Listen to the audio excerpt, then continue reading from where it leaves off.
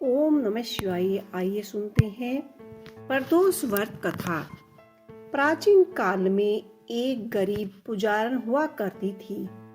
उस की उस पुजारी की मृत्यु के बाद उसकी विधवा पत्नी अपने भरण पोषण के लिए पुत्र को साथ लेकर भीख मांगा करती थी। शाम तक वह घर वापस आ जाती थी। एक दिन उसकी मुलाकात विदर्भ देश की राजकुमार से हुई, जो कि अपने पिता की मृत्यु के बाद दर दर भटकने लगा था। उसकी यह हालत पुजारी की पत्नी से देखी नहीं गई और वह उस राजकुमार को अपने साथ अपने घर ले गई और पुत्र जैसे ही रखने लगी। एक दिन पुजारी की पत्नी अपने साथ दोनों पुत्रों को सांडिल्य ऋषि के आश्रम में ले गई। वहां उसने ऋषि से शिव जी के प्रदोष व्रत की कथा सुनी और विधि पूछी तथा घर जाकर अब वह भी प्रदोष व्रत करने लगी। एक बार दोनों बालक वन में घूम रहे थे। उनमें से पुजारी का बेटा तो घर लौट गया, परंतु राजकुमार वन में ही रह गया। उस राजकुमार ने गंधर्व कन्या को क्रीड़ा करते हुए देखा तो दोनों बालक वन में घूम रहे थे। उनमें से पुजारी का बेटा तो घर लौट गया, परंतु राजकुमार वन में ही रह गया। उस राजकुमार ने गंधर्व कन्या को क्रीड़ा करते हुए देखा तो उनसे बात करने लगा। उस कन्या का नाम अंशुमती था। उस दिन वह राजकुमारी घर देरी से लौटी। राजकुमार दूसरे दिन फिर उसी जगह जा पहुंचा। राजकुमार दूसरे दिन वहीं जा पहुंचा जहां अंशुमती अपने माता पिता से बात कर रही थी।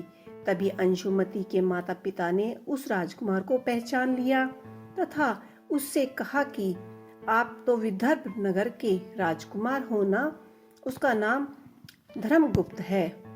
अंशुमती के माता पिता को वह राजकुमार पसंद आया और उन्होंने कहा कि शिव जी की कृपा से हम अपनी पुत्री का विवाह आपसे करना चाहते हैं।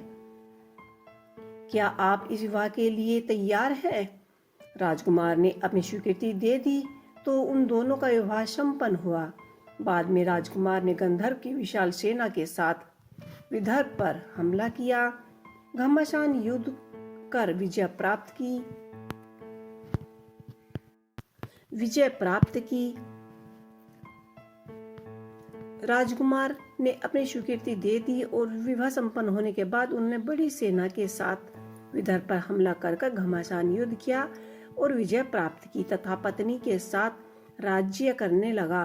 वहां उस महल में वह पुजारी की पत्नी और पुत्र को आदर के साथ ले आया तथा साथ ही रखने लगे। तब पुजारी की पत्नी तथा पुत्र के सभी दुख दरिद्रता दूर हो गई और वे सुख से अपना जीवन व्यतीत करने लगे। एक दिन अंशुमती ने राजकुमार से इस सभी बातों के पीछे का कारण और रहस्य पूछा। तब राजकुमार ने अंशुमती को अपने जीवन की पूरी बात बताई और उसी के साथ ही प्रदोष व्रत का महत्व और व्रत से प्राप्त फल से भी अवगत कराया। उसी दिन से प्रदोष व्रत की प्रतिष्ठा व महत्व बढ़ गया तथा मान्यता अनुसार लोग यह व्रत करने लगे। कई जगहों पर अपनी श्रद्धा के अनुसार स्त्री पुरुष दोनों ही यह व्रत करते हैं। इसी व्रत को करने से मनुष्य के सभी कष्ट और पाप नष्ट हो जाते हैं एवं मनुष्य को अभीष्टता की प्राप्ति होती है। ये था प्रदोष व्रत की संपूर्ण व्रत कथा। आपको ये कथा कैसी लगी मुझे कमेंट बॉक्स में लिखकर अवश्य बताइएगा। ओम नमः शिवाय। हर हर महादेव।